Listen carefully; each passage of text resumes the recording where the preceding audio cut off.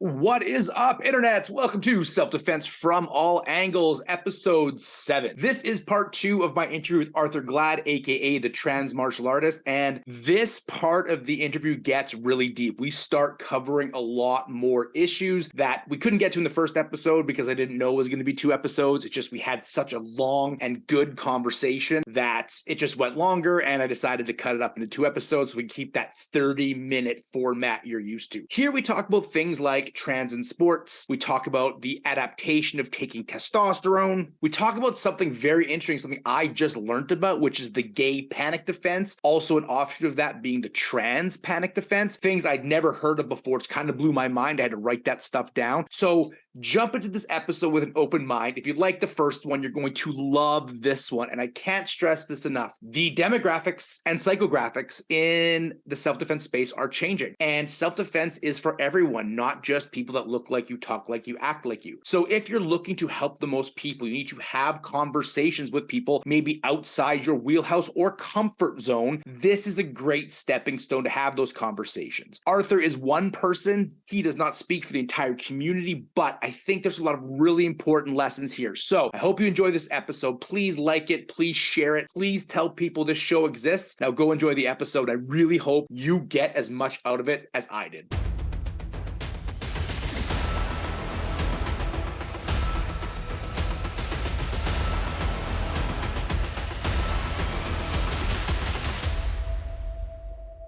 So I think when we're looking at this conversation, I think is, like I said, super important. Do you think now when it comes to actually, I want to do one other question first. On your channel, right? You're the video that I show people when you start, because you do your testosterone 1 day on testosterone, 2 days on testosterone, 3 days on testosterone. Yes. And I love that video because like you can literally hear your voice drop and it's crazy. Within a week. Yeah, it was That's nuts. insane. So you are in the space of educating. This is why I reached out to you, right? You're like, look, I'm putting out these videos publicly. I want people to follow me on this journey.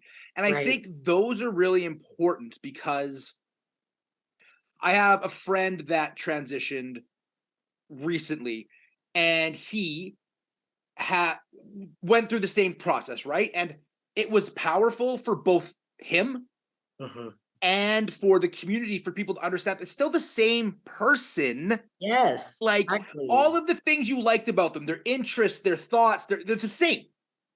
But people put too much onus on this physical form. Oh yeah. And I do also want to say, because there is a little bit of misinformation going around, especially surrounding female to male people, that testosterone works immediately. And one of those things, like I think a little bit, I would be one of those people that would prove them right. But I want to point out, I personally already had an influx of testosterone developing naturally. So I feel like that's why my body took to the testosterone so quickly. A lot of people, like I'm over a year and a half now on T. A lot of people still wouldn't even see facial hair. Right. I have a friend in the Kitchener, Toronto area, and he has one chin hair and he's like living off of that chin hair. Bet. This is the most I've gotten out of my testosterone. My body is being stubborn and holding on to its femininity. It makes it like harder. So that's one of those things I want to at least like point out, since you did mention my video, is a miracle in terms of being trans, that it took so long, like such a short amount of time. Like I literally could feel my esophagus drop within a week. And that's how quickly it worked for me, and which was good for me because it helped so much with my mental health. This is we can take this outside of the trans space and put it all the way just to self-defense space. Is chemicals hit everybody's body different. Some people can drink. Like, for example, cannabis is legal in Canada. I can't smoke it because I become lazy for days. I become just useless. I know a friend that can build an entire house while smoking pot. So again, people are people first. Right? They have the full spectrum of this. Maybe you said your body absorbs testosterone better. Maybe somebody else doesn't, right? And to think that your journey in like anything. My martial arts journey was different than your martial arts journey. My dating history is different. So why would that be any different, right? Exactly. Like there's always going to, you have to think about the individual first. Yes. The individual first, and then there are traits off of that individual that attribute to other individuals. Exactly. But again, they're still all individuals. So no one is going to react the same. No one is ever going to, it's, my mom always said there, an event happens and you're all looking in from like the Epcot ball, like those windows of the Epcot ball. What is going to be different from the very next person next to you and from the person across from you? I agree. So there's literally no one on this earth that's going to be exactly the same as another person. And that's 100%. one of those things I try to think about all the time. That's perfect. And I think more people should think like that in general, even without this issue, in all issues, right? Like you're going to see things differently. You going through a breakup is going to look crazy to you, and your friends will be like, don't be an idiot. Like it's all so subjective. Exactly. You said you got a thick skin working with kids. Yes. Now, this is one of the talking points, issues, things that I'm trying to work through. So I'm not going to comment as much on this. I'm going to ask you a question. Okay. When it comes to self-defense, right? If people can control your emotions, mm-hmm. they can control you. With that as the premise, then, when you're teaching self-defense to people in the community, is having a thick skin about being misgendered part of it so you don't maybe cause a situation? Or is that anything even to consider? Oh, yeah. Big question, I know. Yeah, it is a really big question. I will let you know, like, there are days where my patience is wearing thin. Yeah. Very much so. Like, I'm a human being like anyone else. And even my patience wears thin, even after 10 years of working with kids. Yeah, I think every once in a while it does come into play, but I don't feel like it comes into play as much because I do have such a thick skin. But I've never had anyone outright be like, in the dojo at least, be saying to me, no, you're not a man. Right. Like, yeah. No one's ever been outright, and I've never put anyone in a position to get to that point either. So like in my very first tournament, I was misgendered the entire time. So I was asking what ring I was supposed to be in, and I was asking people, and I was registered under my preferred name. Yep. But they all see, I was at the very beginning of my medical transition, so I don't blame them for being able to clock me, but everyone was able to clock me, and they were all just using she, her the whole time. And sometimes it seemed to be aggressive. Oh, interesting. So, yeah. So I am very much a non-confrontational person. Yeah. So I am very much, I will bite my tongue before I say something. Right. Unless it has to do with someone I care about. Fair. So I think that walking this out a little bit, this is the thing, so people are people first, right? We make issues secondary. If I was teaching a young cis man and somebody punked them, I'd be like, walk away. Walk away from it. There's no need to get into a physical encounter here. Exactly. The difference here, though, to me, is obviously everybody runs out of patience, right? I yell at people and I teach de-escalation all the time. I'm a human being too. But this issue is so hot button and it's so not new, it's coming to the forefront that I could see issues arising and escalations happening. From a purely self-defense perspective, if you were teaching, what would you suggest in that area? Because here's my thought process. I would say let it go, but also I don't know if I could let it go. Those are that's a tough thing. And you also especially have to think about what area you're in. Yeah. Especially in the United States, because if you are trans in the United States and you go out on a date with someone, and then you're not clockable, but then you tell them that you're trans because you think it's probably going to go in a sexual way, they can kill you legally. What do you mean? I know that sounds insane, but there is the gay panic defense and The a gay branch panic off defense? of, yes, the gay panic defense, and a branch off of that is the trans panic defense.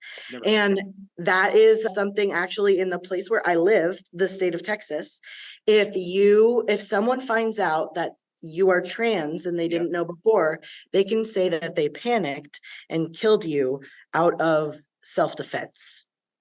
I've never heard these terms before.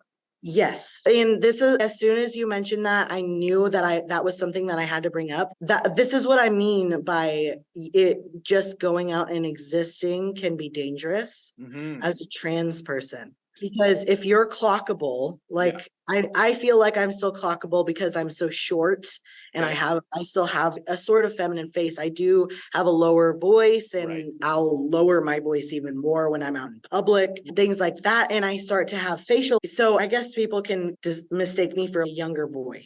Sure. But like there are some people, especially trans women. Yeah. Oh, I bet. Yeah. That is especially where the danger is, because like trans women, they're seen as male predators, all of that. And it's getting to where legislation has gone, where it's protecting the people who are essentially lynching gay and trans people. And by proxy, the statistics rise if you're a person of color. Yeah, I've seen the data on that. To be a trans person of color is a dangerous person to be in a lot of places. Absolutely. A lot of threat markers there. This is very interesting to me. So then, what are your thoughts? And again, your personal thoughts, speak for the community, is on when you tell somebody you're trans. Is it immediately? Is it like, I don't know. This is actually a really big point of contention, even in the trans community. I bet it is. Because it is so dangerous. Yeah. There is a lot of discourse. And I believe, and this is where I'm very lucky, because I've been with my husband for over 10 years. Right. We've been married for 3. I came out before we got married. Right. So I never had to deal with dating as a newly out trans person or anything like that. But I have read stories of people being like they don't tell people for a few dates until later, and then their fears are immediately confirmed because they knew they had that feeling that this person's they're probably not going to be as accepting as I would like them to be. Something pick like them that. up, and Joe Rogan's on the radio and that right kind of stuff. Exactly. And that with all of that extra stuff, all of that, especially that saturation, like I'm saying, from both sides. And then there's all those people who are thinking, I feel like both sides have a point, because they're getting so much from both sides. And the two sides, just to be clear for the listeners who are not involved in it, is immediately telling or eventually telling. Yes, exactly. Yes. And so I feel like there is a little bit of like, we could nip it in the bud, but you also have to read, like, this is another one of those things, and surviving as a trans person on a daily like schedule is you have to be able to read a person. You have to know what questions to ask, and then you have to know what kind of response would be a safe response. Interesting. And that I have had experience in.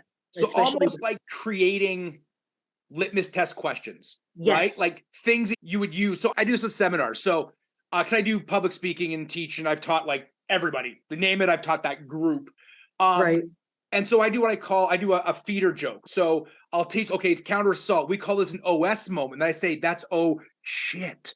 And if the group laughs, I can swear.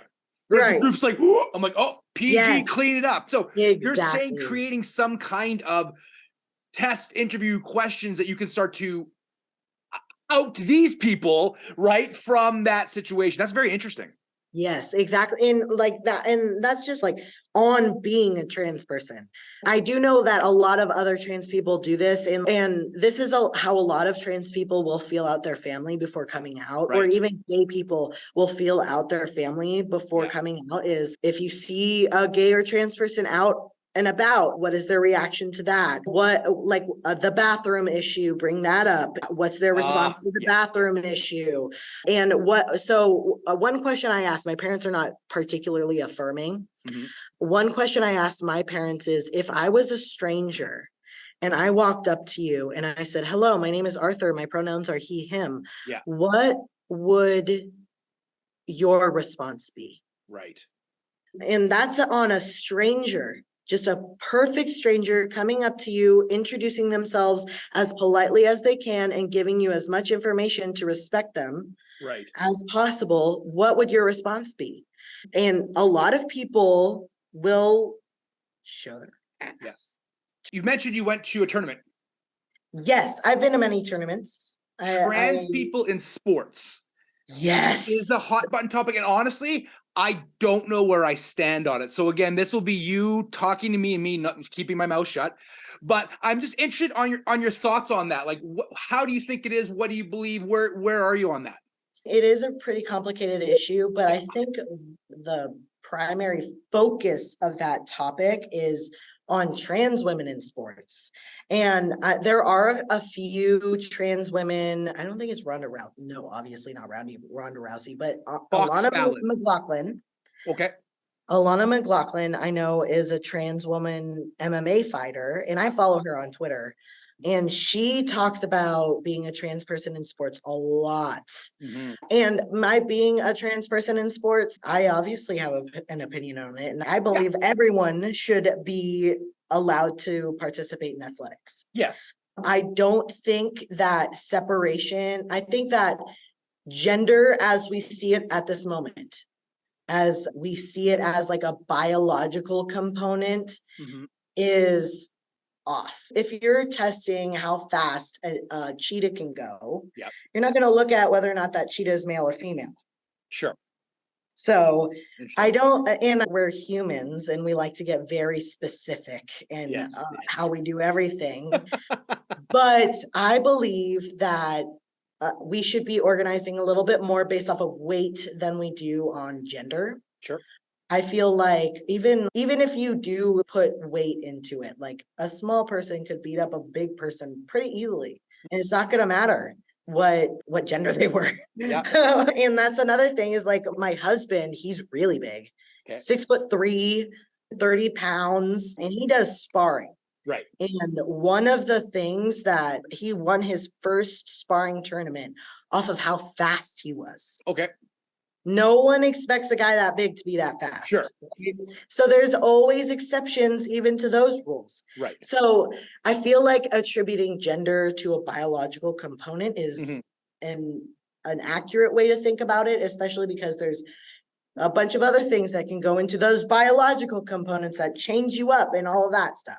I personally, I don't spar. I'm not a sparrer. I don't like to go in there and beat people up, or I would like to see how I measure up. Of course. But I do that in my spar with my husband. So I feel like I would be prepared in a real life situation. I feel like that's the only logistic reason why I would do that. Yeah. But if I did spar, it wouldn't be for points or anything like that. It would just be an exhibition match. Right. At this point in time right now. Interesting. Because if I went in the women's division, it could be seen as I'm on the juice. And then if I'm in the men's division, I'm seen as immediately weaker.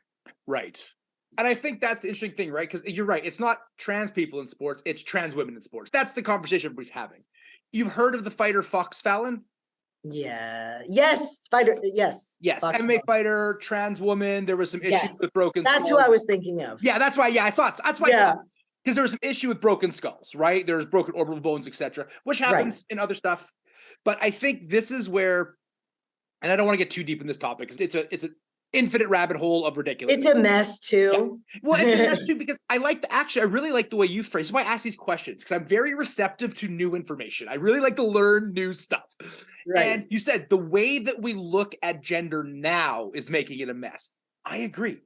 Yes. And that makes a ton of sense, right? And you're right. Weight classes exist for a reason in almost every sport, et cetera, et cetera.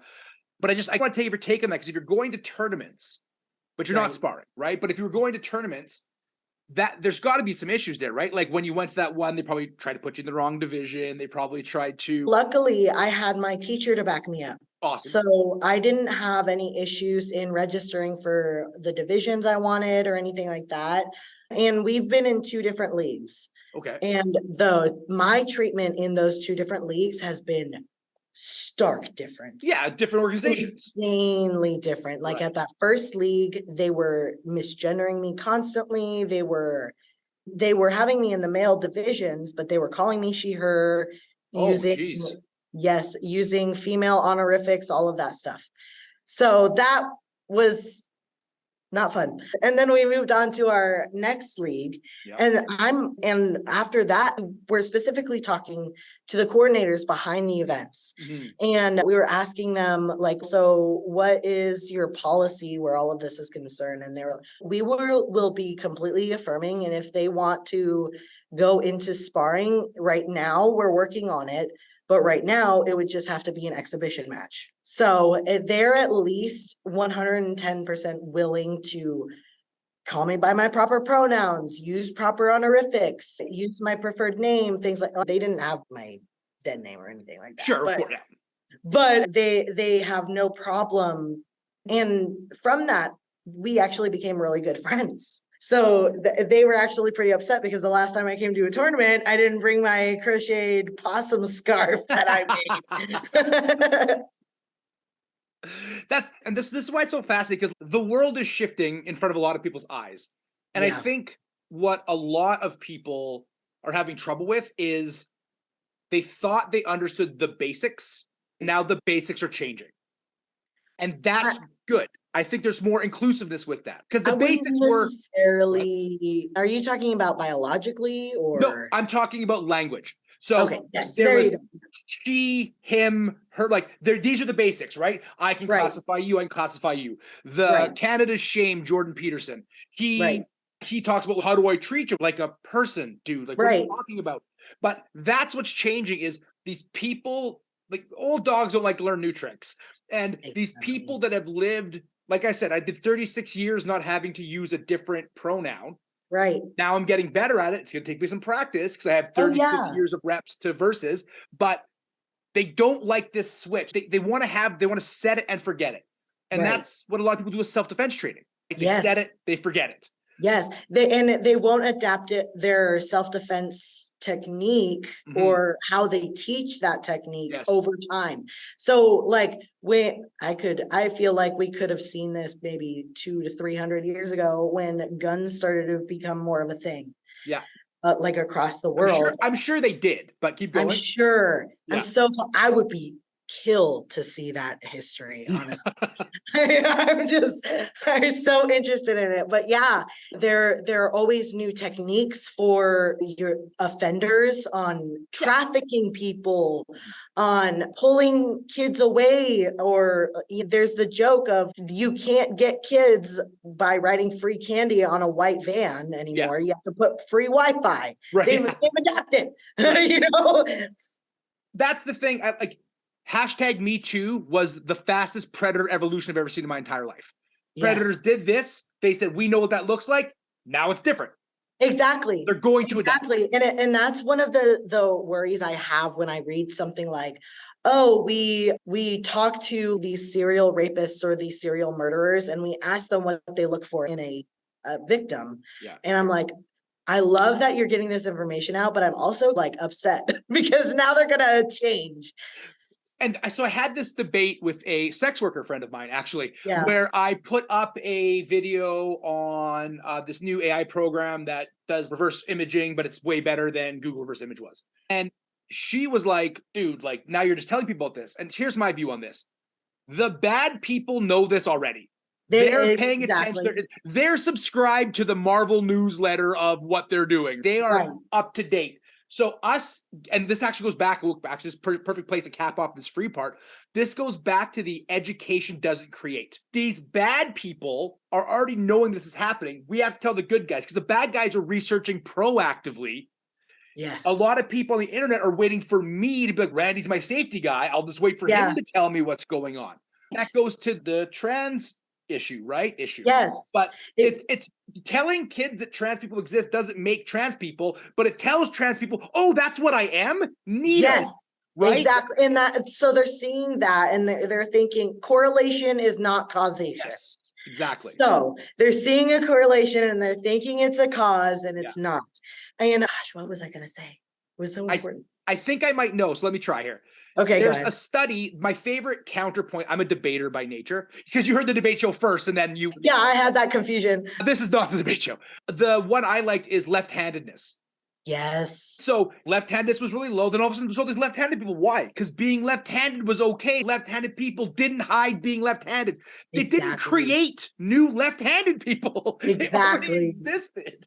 Exactly. And okay, it was history I wanted to look at. When we're talking about letting the good guys know what the bad guys are doing, and then the bad guys, quote unquote, for our listeners, quote unquote, change or evolve based off of whatever, a lot of the times that evolution is actually backwards because no one looks at that history and they don't look at what they had been previously doing. They'll go back to old habits. Right. Before that, before these new ones were developed and then spread out.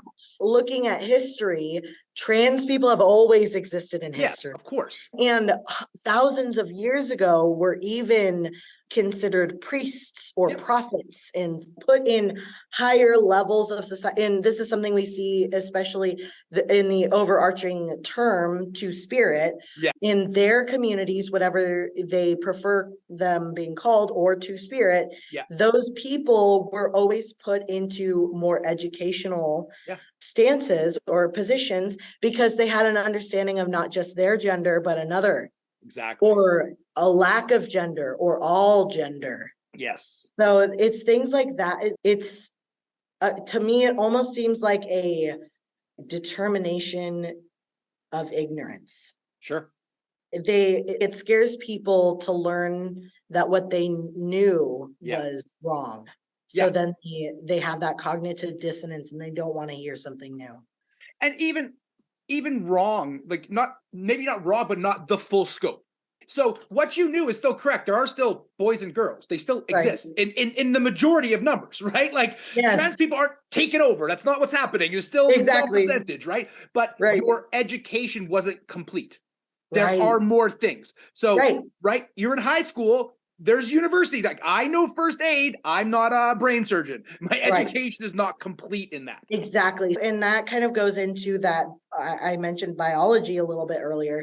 A lot of people will go into that freshman biology and be like, that's the end all be all. Yes. But freshman biology doesn't go over intersex people and it doesn't go over how biological sex doesn't inherently mean that's what your gender is. Like exactly. There's so many facets and so many different sides of a human being. And it makes me think about like, how often do they think about themselves? Mm-hmm. How often have they evaluated themselves and thought about that? Because a lot of, and this is just a joke we say in the trans community, I mean, it's kind of honest, but it like a lot of the people who are insistent that they're cis or cisgender probably wouldn't be if they just evaluated their gender. Sure. Yeah. I definitely am on the you doth protest too much kind of situation. So I'm an old bro type dude. Like I was a bouncer. Like I'm exactly what you think a white 18-year-old be when I was when I was 18. Right. And in the late 90s, like I was not great. But the whole time they're right. All these guys, I'm straight. I'm like, we know. Like why are you telling us? It feels weird that you have to keep harping on this. And the fact that you're threatened because somebody over there is doing something different is super weird to me. Yeah. If it doesn't affect you in your life directly, why are you worried about it? Exactly. Arthur, this was so good. This was better than I thought, and I knew it would be awesome. I'm so happy you took a chance and came on the show from some random TikTok dude inviting you on it. Oh my gosh, yes. Why don't you do that promo train you were going to do earlier now? Where can people find you? Okay, so I have a TikTok, an Instagram, and a Twitter. And so my TikTok is at the Trans Martial Artist. Instagram is the same at the Trans Martial Artist, and my Twitter is at Martial Trans. The website is www.immortaltiger.com. And that's your club. That is our dojo, and I give private lessons through that. If you're in the Texas area and you want to take some lessons from somebody that's not just going to wear camo pants and give you their life lessons, feel free to go train with Arthur. As for me, as normal, we got stuff going on. I have an online seminar happening Saturday. You do not have to attend it live. It's only $45 Canadian. That's nothing. We're talking about predator selection. So that's coming out. New book is coming out really soon, July 1st, ideally. Timeline of Self-Defense by yours truly comes out. A total look at every part of self-defense minus the physical part. Other than that, I have nothing to promote. Please share this show. Please tell people about it. I really think, obviously I think it's important. I wouldn't do it, so I'm a little biased, but like these conversations need to be had in this space. This space is very dominated by one worldview, and it's not. This is opening up every day. More people of color, trans people, LGBTQ people are coming to this space, and if you are not ready for those conversations, you're going to be left behind. This is what's going on. So have these conversations. Love me, hate me, I don't care. Follow every comment you put on here, whether you love me or hate me, helps the algorithm. Anyways, don't forget to follow us at Defense Talks with Dad on TikTok, and just go to my website, randykinglive.com, for everything that I do. Thank you so much, Arthur, and everyone. Thank you for listening to the show. And don't forget to join us over on patreon.com/RandyKingLive for Arthur's one-up story.